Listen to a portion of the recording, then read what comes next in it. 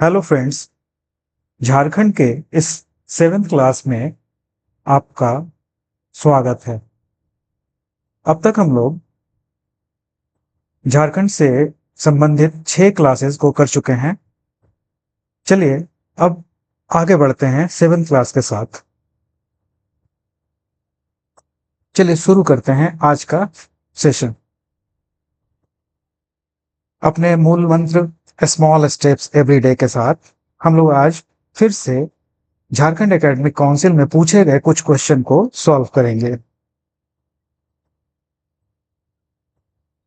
इससे पहले हम लोग काफी क्वेश्चन को देख चुके हैं। हम लोग सीधे बढ़ते हैं अब नेक्स्ट क्वेश्चन की ओर।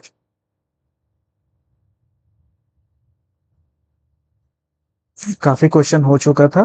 क्वेश्चन नंबर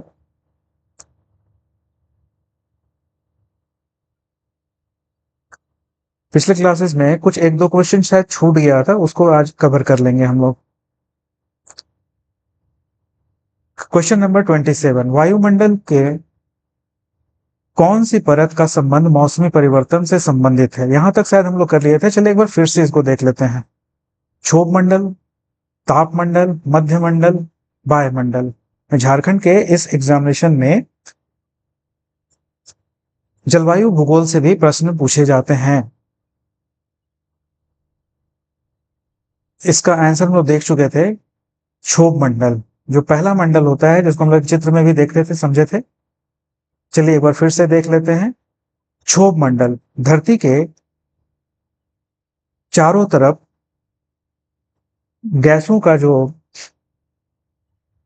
भंवर है या गैसों से बना हुआ या ढका हुआ जो रूप है पूरे धरती को, उसको हम लोग वायुमंडल कहते हैं। वायुमंडल मोटा मोटी जितने परतों में बटा या बांटा गया है, उसको इस चित्र में स्पष्ट रूप से दिखाया गया है। चलिए सरसरी नजर से इसको तेजी से हम लोग समझ लेते हैं। क्षोभ मंडल धरती से 0 से 12 किलोमीटर की ऊंचाई तक इस मंडल को क्षोभ मंडल कहते हैं। दूसरा मंडल है, और इसी मंडल पर जितने भी मौसमी घटनाएं होती हैं, जैसे आंधी का चलना, तूफान, कंकड़ बालू का बहाव, अपरदन, विक्षेपण, उड़कर इधर से उधर जाना, बिजली का चमकना, पानी का बरसना, सब कुछ इस क्षोभ मंडल पर ही होता है। दूसरा मंडल है समताप मंडल, जो कि 12 से 15 किलोमीटर है। उसके बाद मध्य मंडल है, 50 से 80 किलोमीटर। फिर ताप मंडल 80 से 700 किलोमीटर। और सबसे बाहरी मंडल कौन सा है? वायुमंडल, सबसे लास्ट में।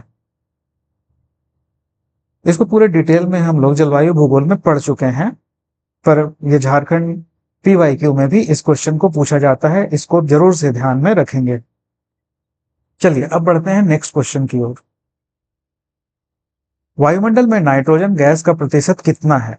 मतलब वायुमंडल विभिन्न गैसों से बना है, उसमें सबसे ज्यादा गैस जो पाया जाता है वो नाइट्रोजन ही है। और इसमें प्रश्न में पूछ रहा है कि what is the percentage of nitrogen in atmosphere. तो ये कितना पाया जाता है? 75.2%, 78.8%, 72.2%, 71.2%। तो ये बी इसका आंसर है, 78.8%। इसको हम लोग थोड़ा देख भी लेते हैं, इसको फ्यूचर में बहुत काम आने वाला है।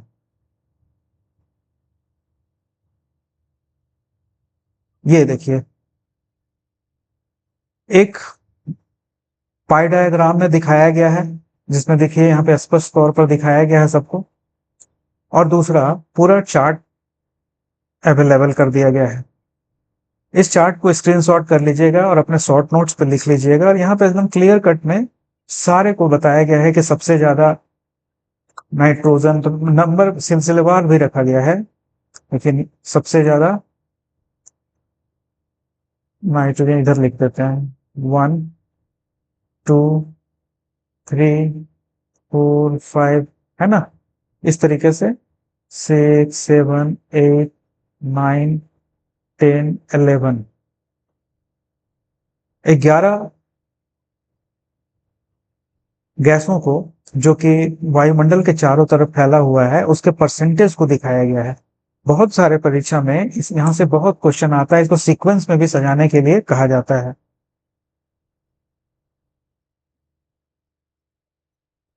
जैसे एक क्वेश्चन दिखाते हैं जो अभी लास्ट लगभग सारे एग्जामिनेशन, बड़े छोटे एग्जामिनेशन में, जैसे अभी पिछले जून के एग्जामिनेशन में ये क्वेश्चन ही पूछा गया, बिल्कुल यहीं से देखिए। इसमें पूछ रहा है arrange the following gases in descending order of their share in the composition of the atmosphere. मतलब बढ़ते से बड़े से छोटे क्रम में, डिसेंडिंग ऑर्डर में बताने के लिए, सीक्वेंस को सजाने के लिए। ये अभी हाल के एग्जामिनेशन में जून, लास्ट जून के एग्जामिनेशन में, जून 2024 के ज्योग्राफी के एग्जामिनेशन में ये क्वेश्चन पूछा गया।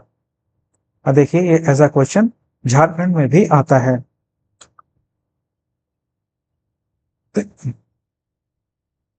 क्लियर हो गया कि इससे सीक्वेंस में भी आता है, और इस सीक्वेंस को हम लोग कैसे जान जाएंगे?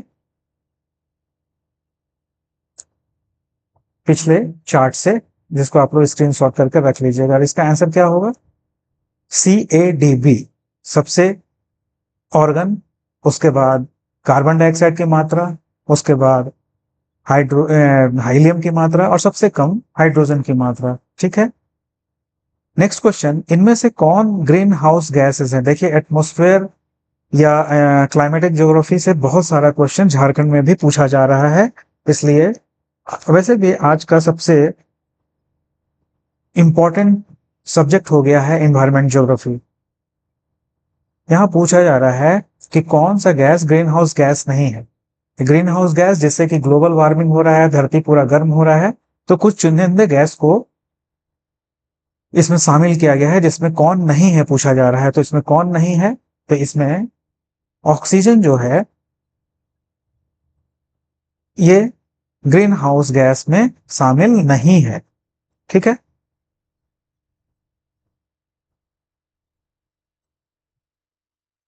सबसे प्रचुर मात्रा में पाई जाने वाली ग्रीन गैस का एक देखिए लाइन से लिख भी दे रहे हैं, कार्बन डाइऑक्साइड है, मीथेन है, नाइट्रस ऑक्साइड है, जलवाष्प है। देखिए ये 4 है। और अन्य ग्रीन हाउस गैसेस में भी कोई, उसको भी नोट डाउन कर लीजिएगा। हाइड्रो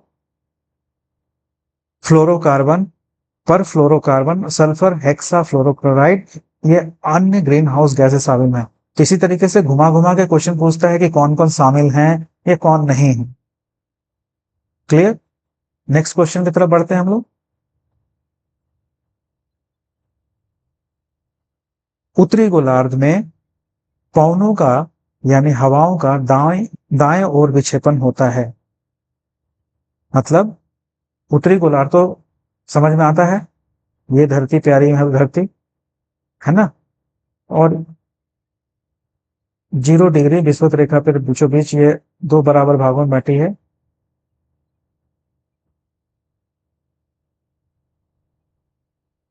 ये पूरा भाग नॉर्थ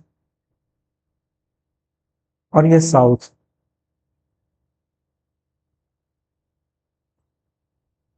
तो पूछ रहा है यहाँ पे उत्तरी गोलार्ध में पवनों का दाईं ओर मुड़ जाना, मतलब क्लॉकवाइज।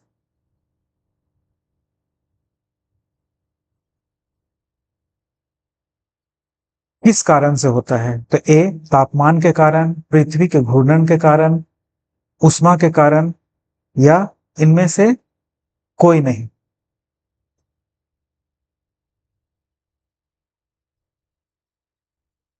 इसका आंसर है बी, पृथ्वी के घूर्णन के कारण। क्लियर,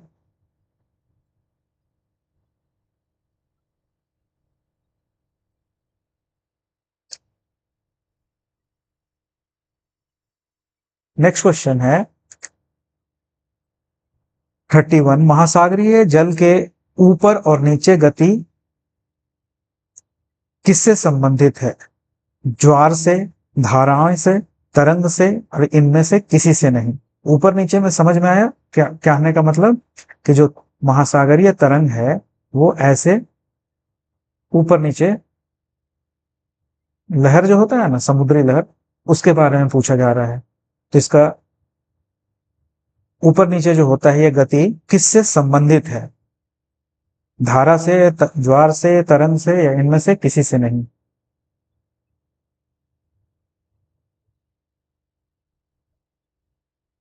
तो किससे संबंधित है? ज्वार से संबंधित है।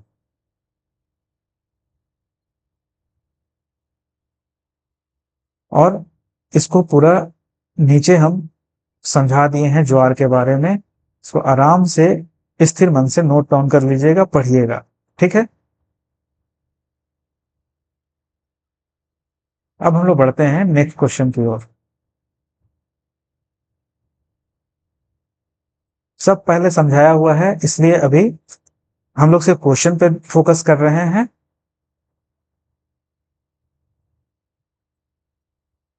नहीं देखे हैं या नहीं आता है तो फिर से पीडीएफ को रिवीजन कीजिएगा, या पुराने क्लासेस के वीडियो को देखिएगा जो कि क्लाइमेट ज्योग्राफी से बताया गया है। चलिए आगे बढ़ते हैं नेक्स्ट क्वेश्चन पर। क्वेश्चन नंबर है ये, पृथ्वी की सतह पर गिरने वाले जल, पृथ्वी की सतह पर गिरने वाले जल।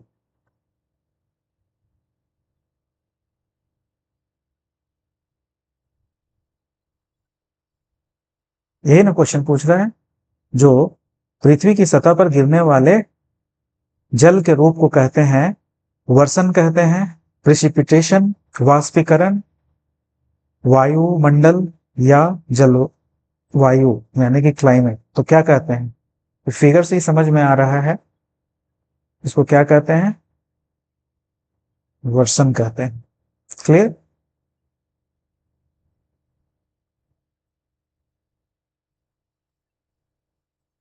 Next question. महासागरों का, महासागरों की औसत लवणता, लवणता माने नमकीनपन, है ना, जिसको कि सैलिनिटी कहते हैं।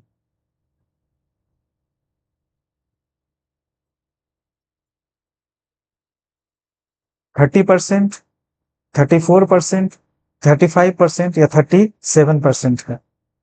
चलिए इसका आंसर ढूंढते हैं हम लोग। तो इसका आंसर है 35%। ऐसा क्यों है, इसको देख लेते हैं।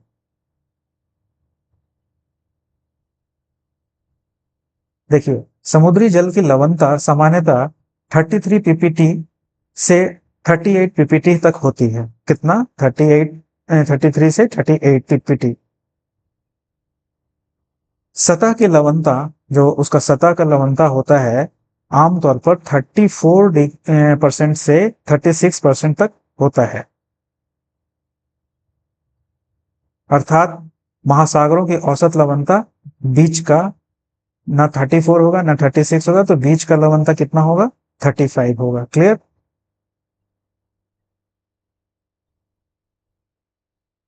नेक्स्ट क्वेश्चन है, निम्नलिखित में से कौन किसी स्थान के तापमान को प्रभावित करता है? कोई भी स्थान है, उस स्थान के तापमान को कौन प्रभावित करता है? मतलब क्वेश्चन पूछा जा रहा है, किसी भी स्थान के तापमान को प्रभावित कर सकता है क्या? अक्षांश, इसके बारे में एकदम लंबा चौड़ा डिटेल हम लोग कहानी पढ़े हैं, कहानी जैसा समझते हुए। अगर नहीं देखे हैं पुराने वीडियो को तो अक्षांश देशांतर वाले वीडियो को देखिएगा। ऊंचाई, समुद्र से दूरी, इनमें से सभी।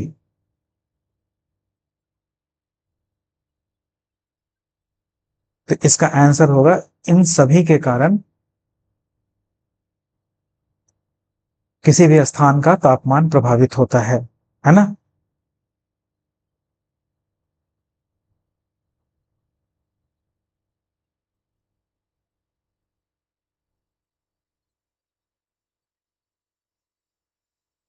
Next question 35। निम्नलिखित में से किस मिट्टी की श्रेणी में खादर और बांगर आते हैं? खादर और बांगर। लाल मिट्टी में, काली मिट्टी में, जलोढ़ मिट्टी में, लेटराइट मिट्टी में? इसका आंसर है जलोढ़ मिट्टी में। ठीक है, यह समझने वाली बात है कि जलोढ़ मिट्टी, इसको समझ लीजिए थोड़ा सा।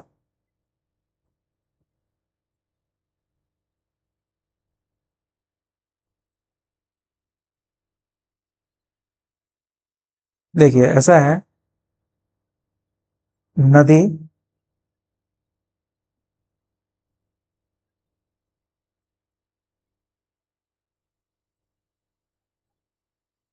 ये तट है और इधर से नदी बहते हुए आती है।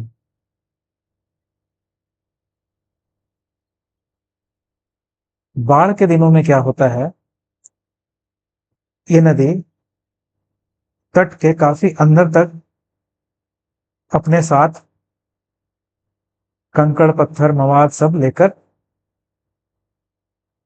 पूरे मैदानी क्षेत्र में, पूरे तटीय क्षेत्र में फैला देती है। ठीक है, तो इससे क्लियर हुआ कि जलोढ़ मिट्टी, जिसको कि जलोढ़ कहते हैं, ये क्या है, ये जलोढ़ है।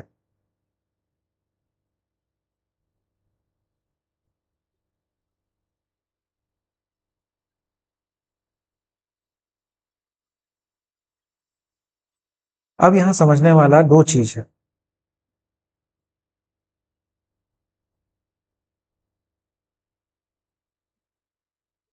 क्या बोलता है, खादर और बांगर।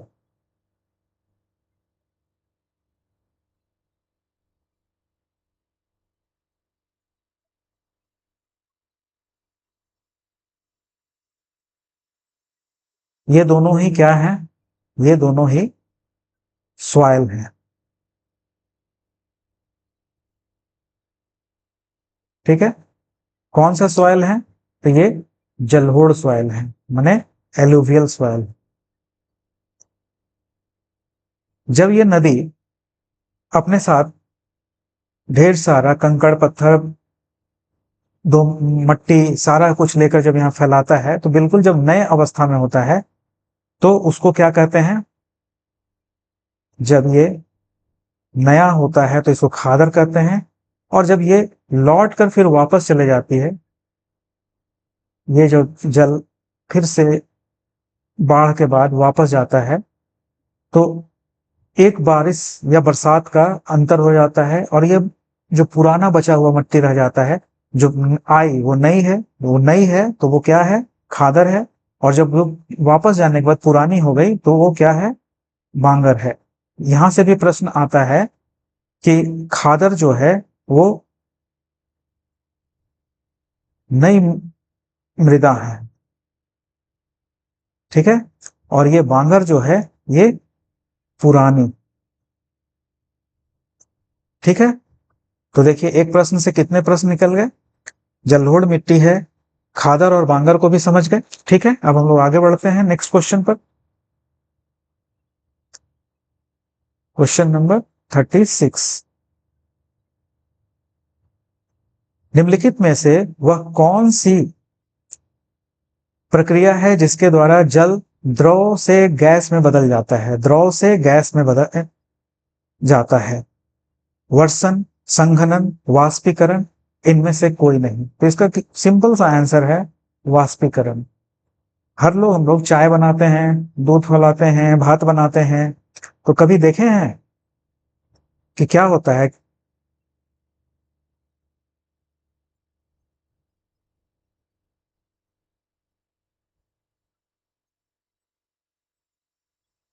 मान लीजिए एक चूल्हा है, ये ताप छोड़ रहा है और इसके ऊपर हम लोग एक केतली में पानी को डाल रहे हैं और इस पर एक ढक देखते हैं कि भाप छोड़ने लगता है। और अगर इस पे एक थाली रख देते हैं तो बूंदा बनने लगता है, जो कि ऊपर से इस थाली में सब चिपक जाता है। और जब स्थिर होता है, थाली को अगर ठंडा करके अलग किया जाता है, तो धीरे धीरे ये इस थाली से नीचे गिरता है। क्लियर, इसको क्या कहते हैं, वाष्पीकरण कहते हैं। क्या कहते हैं, वाष्पीकरण। क्लियर। चलिए बढ़ते हैं हम लोग नेक्स्ट क्वेश्चन पर, क्वेश्चन नंबर 37 पे।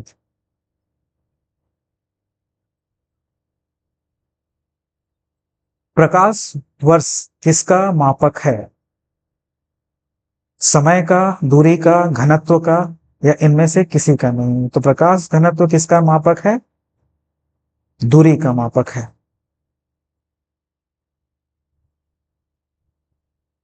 इसको पढ़िएगा तो और क्लियर हो जाएगा। प्रकाश वर्ष समय की नहीं बल्कि दूरी की इकाई है जो मापता है कि प्रकाश एक वर्ष में निर्वात में कितनी दूरी तय करता है। इसका उपयोग खगोलविदों द्वारा तारों तथा अन्य खगोल पिंडों के बीच की दूरी मापने के लिए किया जाता है। क्लियर। चलिए हम लोग बढ़ते हैं फिर अब नेक्स्ट क्वेश्चन पे। आपदा प्रबंधन, डिजास्टर मैनेजमेंट इंक्लूड्स किससे संबंधित है? निवारण से, माइग्रेशन से, पुनर्निर्माण से, पुनर्वास से, या इनमें से किसी से नहीं? सॉरी, इनमें से सभी, सभी से संबंधित है। इसमें आपदा से पहले, उसके दौरान और उसके बाद योजना बनाना और कदम उठाना शामिल है। क्लियर।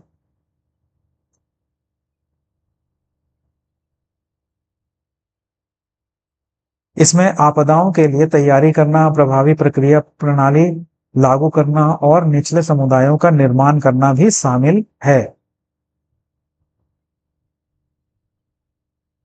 ठीक है, दो दो पॉइंट है।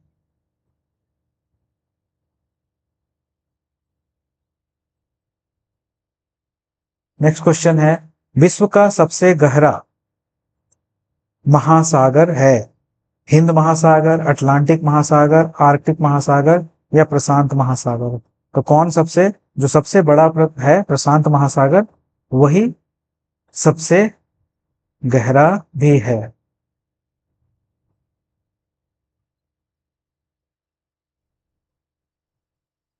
लेकिन यहाँ लिखा हुआ भी है, सब भी पढ़ लीजिएगा। प्रशांत महासागर विश्व महासागरीय बेसिनों में सबसे बड़ा और सबसे गहरा है।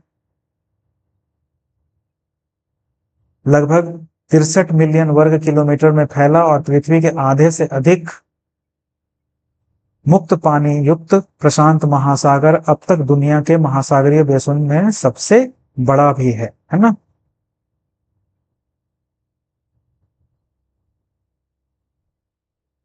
नेक्स्ट क्वेश्चन, सूर्य ताप की सबसे ज्यादा मात्रा प्राप्त होती है किस जगह पर? सूर्य ताप की सबसे ज्यादा मात्रा किस जगह पर प्राप्त होती है? भूमध्य रेखीय क्षेत्र पर, मैंने इक्वेटोरियल रीजन पर, उष्ण कटिबंधीय क्षेत्र पे, शीतोष्ण कटिबंधीय क्षेत्र पर, या पोलर पर?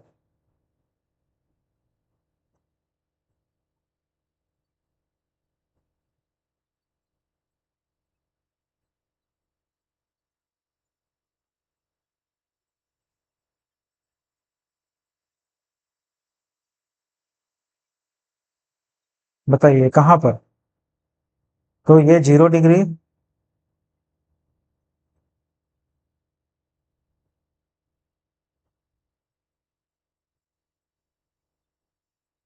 ये सूरज है और इसका ताप इस पर पड़ता है। किस पर? पृथ्वी पर। इसको पहले हम लोग बहुत अच्छा से समझे हैं, पढ़े हैं। तो बताइए कहां पर? विषुवत रेखा पर, यहां पर, या कर्क रेखा पर, मकर रेखा पर? तो कर्क रेखा मकर रेखा तो नहीं पूछ रहा है, इसके बीच के भाग को पूछ रहा है। इसका बीच का भाग कौन सा है? उष्ण कटिबंधीय क्षेत्र को, जो आईटीसी-जेड में पढ़े हैं ना कि ये बीच का भाग पूरा क्या है? उष्ण कटिबंधीय क्षेत्र है। या इसके बाहर शीतोष्ण कटिबंध में, ये क्षेत्र जो है ये शीतोष्ण कटिबंध क्षेत्र में, या पोलर में? तो इसका आंसर होगा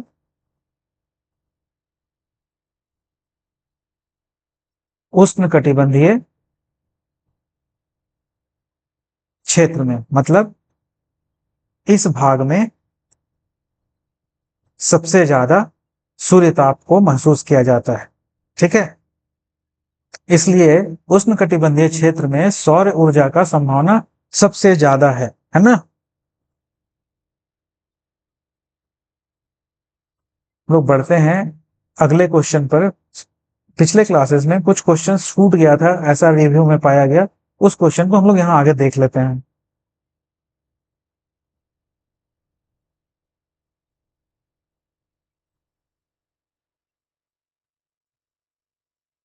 ये क्वेश्चन छूट गया था। क्वेश्चन नंबर 16, निम्नलिखित में से कौन सी नदी डेल्टा के स्थान पर ज्वार नदमुख बनाती है। ठीक है, इसको एस्च्यूरी कहते हैं। Which of the following river from an estuary. Narmada नदी, कावेरी नदी, महानदी, गोदावरी नदी। ज्वार नदमुख बनाती है बहाने पर, तो कौन सी? नर्मदा नदी।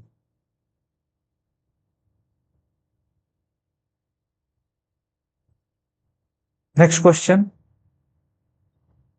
निम्नलिखित में से कठोरतम पदार्थ, सबसे कठोरतम पदार्थ कौन सा है बताइए। कैल्साइट है,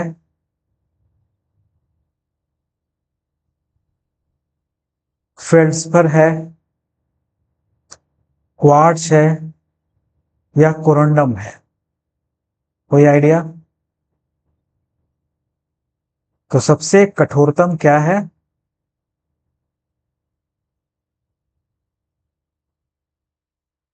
कोरंडम। इसको हम लोग समझ लेते हैं।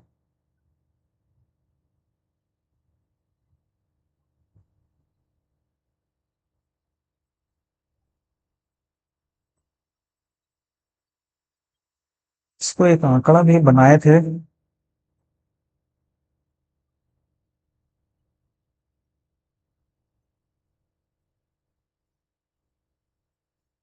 एक सेकेंड रुकिएगा, इसको देखते हैं हम लोग इस क्वेश्चन को।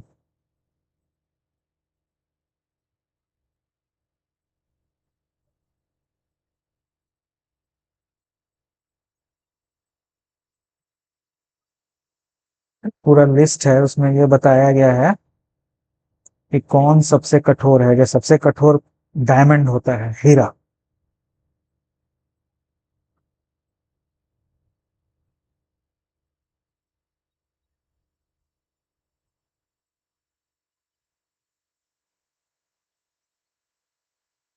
अच्छा, किसी तरीके से मिसिंग हो गया है। इसी क्वेश्चन को नेक्स्ट में वो स्लाइड को हम बता देंगे। ऐसे सबसे कठोर कौन सा होता है? हीरा होता है। चलिए, यहाँ पे हम लोग इसका आंसर जान जाते हैं, कोरंडम होता है। ठीक है, हम लोग बढ़ते हैं नेक्स्ट क्वेश्चन की तरफ। उससे पहले इसका आंसर देख लीजिए। भारत का सबसे ऊंचा जलप्रपात कौन सा है? हुंड्रू जलप्रपात है, बूढ़ाघाघ है, जोग है, जोन्हा है। तो सबसे ऊंचा जलप्रपात जोग है। देखिए, जोग फॉल है 253 मीटर है। बूढ़ाघाघ जो है वो 143 मीटर है। हुंड्रू जो है 98 मीटर है। हुंड्रू कहाँ है? हुंड्रू झारखंड की राजधानी रांची में है, अनगढ़ा के पास, है ना। जोना फॉल भी इधर ही है, रांची में। ये मात्र 43 मीटर है। तो सबसे ऊंचा जोग जलप्रपात है। चलिए, ये आप लोग बताइएगा या खोजिएगा, गूगल सर्च कीजिए या कैसे भी ढूंढ के बताइए कि जोग जलप्रपात जो है वो किस राज्य में है।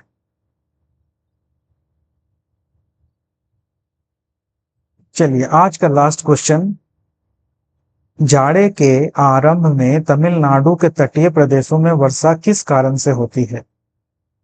ये बहुत इंपॉर्टेंट क्वेश्चन है। छोटे से छोटे एग्जामिनेशन में, बड़े से बड़े एग्जामिनेशन में इसको पूछा जाता है।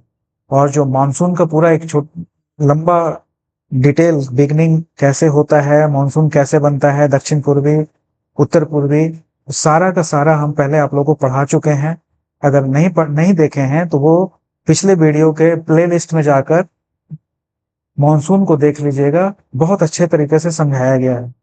इसका आंसर खोजते हैं हम लोग कि जाड़े में के आरंभ में तमिलनाडु के तटीय प्रदेशों में वर्षा किस कारण से होती है? उत्तर पूर्वी मानसून से होती है, दक्षिण पश्चिम मानसून से ही होती है, पश्चिम विक्षोभ से होती है, या इनमें से कोई नहीं? तो किस कारण से होती है? पश्चिमी विक्षोभ के कारण से होती है। इसको लास्ट वीडियो जो मानसून वाला है उसमें ढूंढ के पढ़िएगा, बहुत सारा क्वेश्चन और निकलेगा उससे। ये एक अच्छा विषय है, अच्छा टॉपिक है, उसको बहुत डिटेल में समझाए हैं आप लोग को, वो वीडियो जरूर देखिएगा। ठीक है, चलिए आज का ये जो कुछ क्वेश्चन छूट गया था उसके साथ हम लोग जैक के 40 मॉडल क्वेश्चन को या पीवाईक्यू को सॉल्व कर चुके हैं। इससे आगे तो हम लोग सारे क्वेश्चन को पिछले क्लासेस में देख चुके हैं। चलिए इस तरीके से 7 क्लासेस में के साथ भी हम लोग अब अगले क्लास का इंतजार करते हैं। तब तक के लिए थैंक यू।